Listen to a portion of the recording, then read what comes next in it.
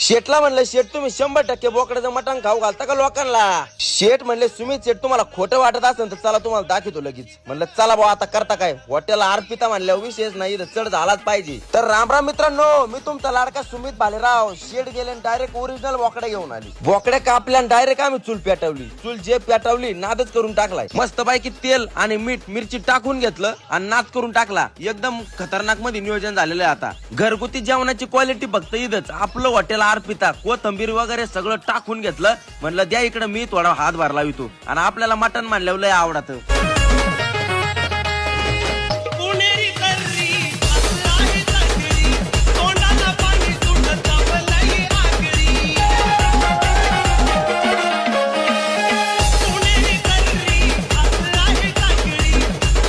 मटण शिजेपर्यंत तवर शेटणी इकडे थाळ्या रेडी केलत्या आणि भाकरी बी अशा फुगावल्या होत्या भाऊ टारटारा.